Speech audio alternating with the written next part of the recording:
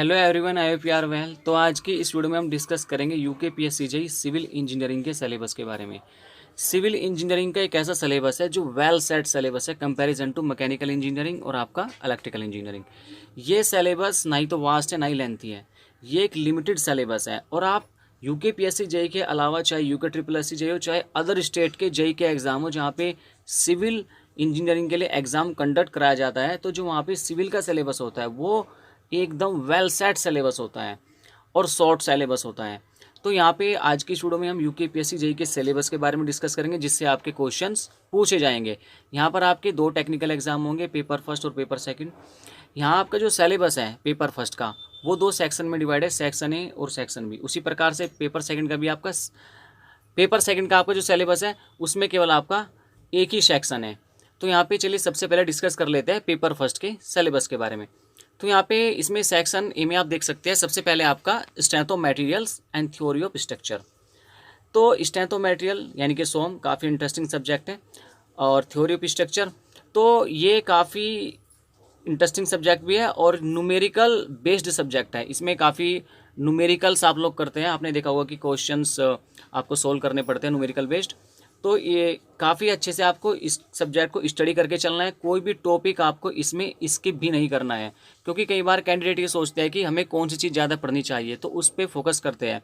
तो हमें ऐसा नहीं करना है। जितने भी सिलेबस में टॉपिक्स बताए हैं ऑलमोस्ट आपको सभी टॉपिक्स को स्टडी करना है, ताकि कल ये रिग्रेट ना हो कि मुझसे ये चीज़ स्किप हो गई और इससे क्वेश्चन आ गया। तो यहाँ पे ये नहीं कहा जा सकता है कौन सा टॉपिक छोड़ना है और कौन सा टॉपिक आपको ज़्यादा पढ़ना है। तो सभी टॉपिक्स को आपको इक्वली स्टडी करना है।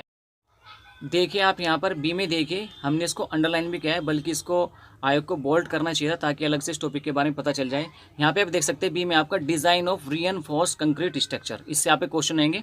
उसके बाद है आपका सी स्टील एंड मशीनरी स्ट्रक्चर्स। अगर आपने सोम और थ्योरी ऑफ स्ट्रक्चर अच्छे से पढ़ा है तो आप इस सब्जेक्ट को इजीली कवर कर लोगे। उसके बाद है डी में आपका building estimate and coating construction management accountant entrepreneurship development. ये था आपका सेक्शन ए का सिलेबस। अब बात करते हैं सेक्शन बी के बारे में। सेक्शन बी में आपका ए में रहेगा soil mechanics and foundation engineering. उसके बाद है आपका सर्वेइंग। उसके बाद है सी में आपका बिल्डिंग मटेरियल्स एंड कंस्ट्रक्शन। उसके बाद है डी में आपका water supply and sanitation for public building. तो ये तो था आपका पेपर फर्स्ट का सिलेबस, जिसमें आपके दोनों सेक्शन ए और बी से ही क्वेश्चन पूछे जाएंगे। आपको सारे के सारे टॉपिक्स स्टडी करके चलना है। अब बात करते हैं पेपर सेकंड के बारे में। पेपर सेकंड में आपका केवल एक ही चीज़ रहेगी, यहाँ पर जो आयोग ने दिया हुआ है वो है वाटर रिसोर्स इंजीनियरिंग। इससे ही क्वेश्चन पूछे जाएंगे। सबसे पहले मैं आपको यहाँ पर एक चीज़ दिखाना चाहता हूँ। इसमें जो है 14 टॉपिक आयोग ने कवर किए हुए हैं, जो अलग अलग हमने यहाँ पे देखो रेड मार्क किया हुआ है सभी टॉपिक पर। लेकिन सबसे पहले जो मैं आपको दिखाना चाहता हूँ वो है यहाँ पे 14 फ्लूइड मैकेनिक्स। फ्लूइड मैकेनिक्स से भी आपके क्वेश्चन रहेंगे। आप फ्लूइड मैकेनिक्स पढ़ते हो तो उससे आपको अच्छे से अपने क्वेश्चनों को प्रिपेयर करके चलना है, उससे भी क्वेश्चन का वेटेज अच्छा रहता है, तो उसे आपको अच्छे से स्टडी कर लेना है। ठीक है, अब बात करते हैं इसके 13 टॉपिक के बारे में जो यहाँ पे अलग अलग है। देखिए सबसे पहले इंट्रोडक्शन, जहाँ पे आपका definition of irrigation, necessity of irrigation, history of development of irrigation in India. ठीक है, ये सारा का सारा फर्स्ट में। इसके अलावा काफ़ी टॉपिक्स और भी। सेकंड में आपका रेनफॉल एंड ड्रेन ऑफ। उसके बाद सी में वाटर रिक्वायरमेंट ऑफ क्रॉप्स। उसके बाद 4 में लिफ्ट इरिगेशन है। 5 में आपका फ्लो इरिगेशन है। 6 में आपका कैनल हेड वर्क्स है। उसके बाद 7 में रेगुलेटरी वर्क्स हैं, टाइप्स। ठीक है, एस्केप से 8 में आपका cross drainage work functions and necessity of flowing types. ठीक है, उसके बाद इस पर 9 में डैम्स है। 10th में आपका वाटर लॉगिंग एंड ड्रेनेज है। उसके बाद आपका 11th में फूड प्रोटेक्शन है। ठीक है, उसके बाद आपका 12th में आपका इरीगेशन मैनेजमेंट है। उसके बाद 13 में आपका major irrigation project in India, major irrigation projects in India. तो ये आपके 13 टॉपिक्स हैं।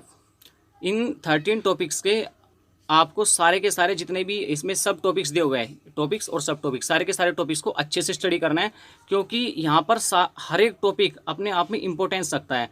कल जब आप एग्जाम में बैठोगे ना तब आपको आइडिया लग जाएगा। अगर आपने अच्छे से इस सिलेबस को स्टडी किया है ना तो ये मान के चले कि कोई भी क्वेश्चन आपसे बच नहीं पाएगा और क्वेश्चनों पे आपकी अच्छी अप्रोच बढ़ जाएगी। तो आप इजीली क्वेश्चन को क्रैक कर पाओगे। तो सारे के सारे टॉपिक्स आपको स्टडी करने हैं, कोई भी टॉपिक आपको स्किप नहीं करना है। तो ये थी वीडियो में जानकारी यूकेपीएससी सिविल इंजीनियरिंग के सिलेबस के बारे में। तो आज की वीडियो में बस इतना ही। तब तक के लिए wish all the best. Thank you.